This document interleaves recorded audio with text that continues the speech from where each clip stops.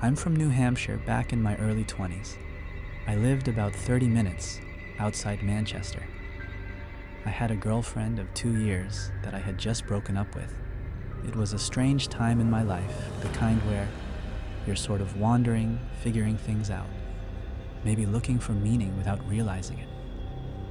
My grandmother was extremely religious and would attend liturgy religiously. No pun intended. After my grandfather passed away, I started going to church with her every Sunday.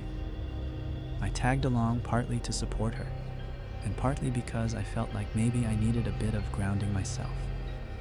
My grandfather had been a decorated veteran, well known and respected in our community, and losing him left a huge hole in her life. Even though she was grieving, her faith was unshaken. She told me that she knew he was finally reunited with the Lord, and I could see how much comfort that gave her. I admired it. Honestly, faith like that, the kind that brings real peace, is rare. I think it's something that people search for their whole lives, even if they can't always put it into words. One Sunday after the service, I met this girl. This whole thing still feels like a fever dream. I'd never seen her around before, which was unusual, since our community was close-knit, especially at church. She was striking with dark curly hair and deep hazel eyes. I waited for the service to be over and approached. Her part of me was just attracted to her. But there was another part of me that was just curious about seeing someone new there, especially someone that looked around my age. We started talking, and the spark was definitely there. I'm sure everyone knows what I'm talking about, where you just meet someone and immediately feel connection. Her name was Kaylee, and she had a kind of quiet, mysterious charm, and I found myself drawn in. I kept trying to ask her specific questions about her past, like family and home life, but she would crack jokes and tell me I'd have to take her out for those answers. I actually really enjoyed the banter. After a little playful nagging, she told me that her family recently moved to the area, and she went to college nearby, which explained why I had never seen her before. By the time we wrapped up, I managed to get her number, and I was kind of riding the high of meeting someone new. Over the next week, we texted pretty frequently and exchanged social media. I remember scrolling through her Instagram, at one point surprised that she had so few followers. I preferred that, though. The last thing anyone wants is to fall in love with someone that the whole world knows. We talked about a lot of things, and she eventually opened up more about her family. I don't want to say too much, but her situation wasn't great. Her stepfather was a nasty alcoholic and frequently mistreated both her and her mother. Her biological father was substantially worse, though she wouldn't give me specific details, but apparently they had to move to get away from him. She transferred schools and everything, leaving everyone and everything she had known behind. I didn't want to overstep and ask her about her father.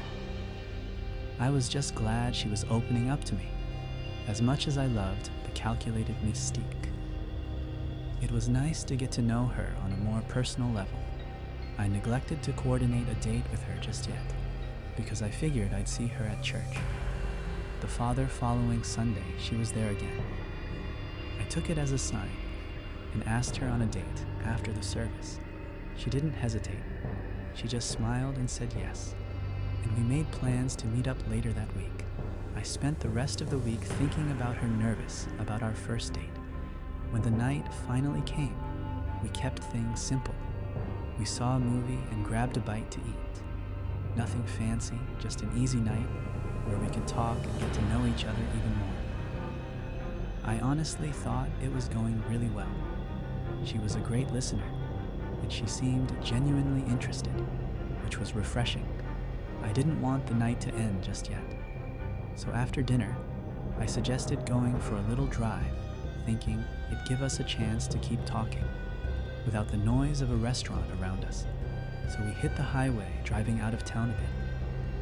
We were driving along one of those roads that was technically a highway, but looked more like a normal 2-lane road. It was windy, and there were trees on either side of it. Everything was perfect. It's crazy how things can change in an instant. What I'm about to describe to you is something I will never be able to purge from my mind out of nowhere. She started speaking, but it wasn't in English.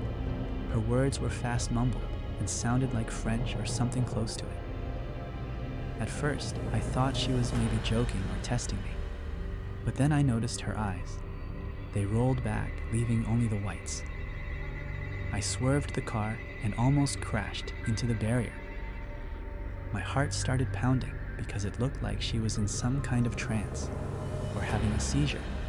I got a hold of myself and pulled over to the shoulder, trying to stay calm. I fumbled for my phone. At that point, I was internally panicking, not knowing what to say other than, I thought she was having a seizure. As I waited, I kept checking on her, unsure if she even knew where she was. She was still talking, and her head seemed to be vibrating. I didn't know what the hell to do.